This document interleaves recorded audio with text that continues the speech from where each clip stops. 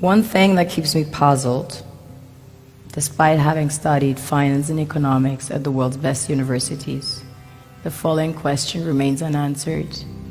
Why is it that 5,000 units of our currency is worth 1 unit of your currency, where we are the ones with the actual gold reserves? It's quite evident that the aid is in fact not coming from the West to Africa, but from Africa to the Western world. The Western world depends on Africa in every possible way, since alternative resources are scarce out here. So how does the West ensure that the free aid keeps coming? By systematically destabilizing the wealthiest African nations and their systems, and all that backed by huge PR campaigns, leaving the entire world under the impression that Africa is poor and dying and merely surviving on the mercy of the West.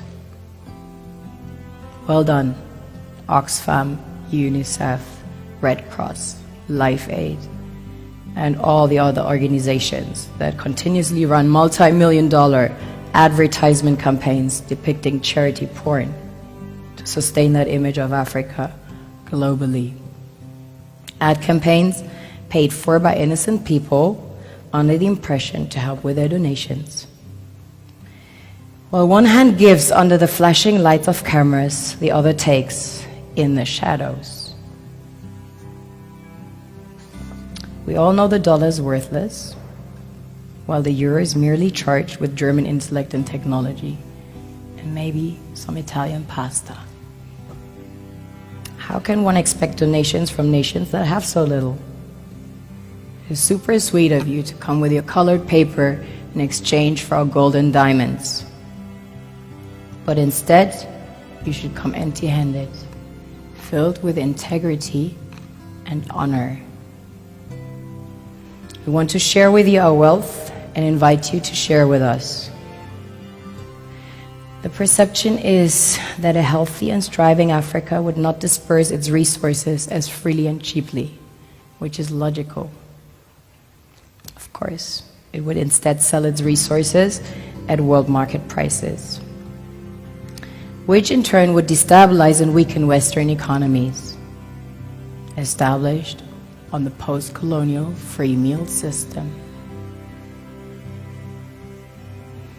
Last year, the IMF reports that 6 out of 10 of the world's fastest growing economies are in Africa, measured by their GDP growth.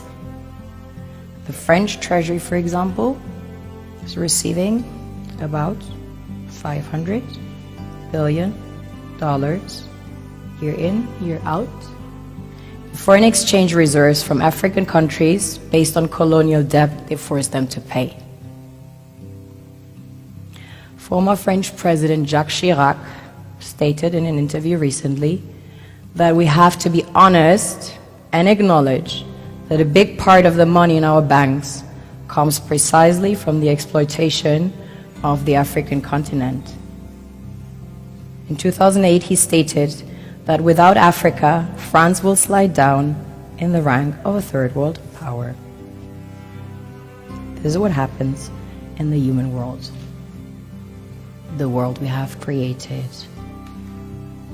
Have you ever wondered how things work in nature? One would assume that in evolution the fittest survives.